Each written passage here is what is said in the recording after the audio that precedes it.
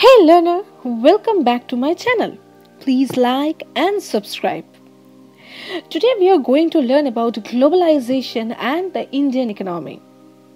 As consumers in today's world, some of us have wide choice of goods and services before us. Like the latest models of digital channels, mobile phones and televisions made by the leading manufacturers of the world are within our reach. So I must say, in the matter of years, our markets have been transformed.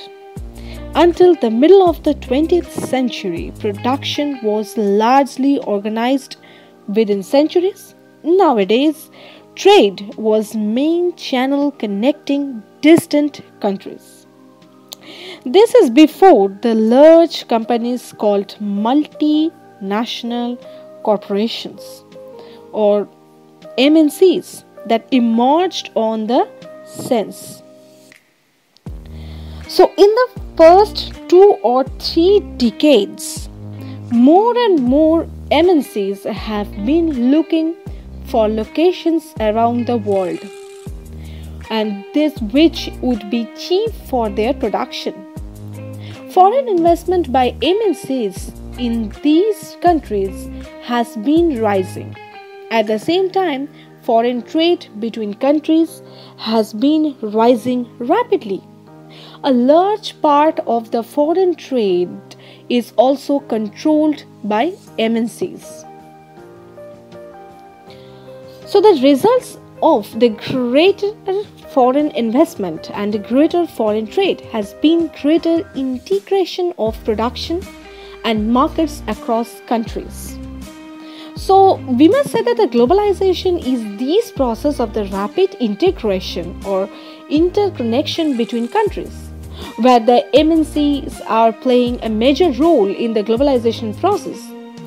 Besides the movements of goods, service, investments and technology, there is one more way in which the countries can be connected.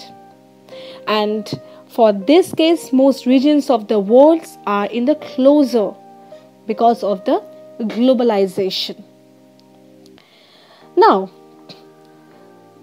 just talk about the factors that have enabled globalization. Our first factor of the globalization is technology. Obviously, the rapid improvement in technology has been one major factor that has stimulated the globalization process. For instance, the past 50 years have seen several improvements in transportation technology. This has made much faster delivery of goods across long distance possible at lower cost.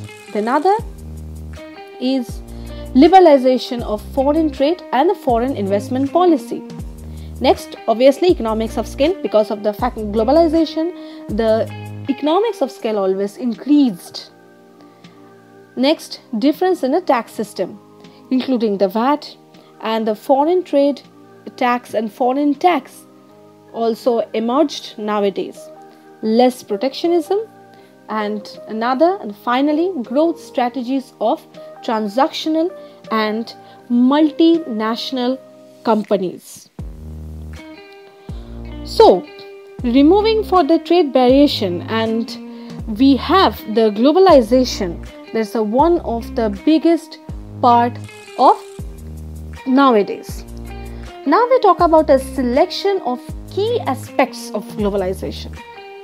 Take a look at this picture where there are 8 selection of key aspects. The first, trade to GDP ratios are increasing for most countries. Expansion of financial capital flows between countries.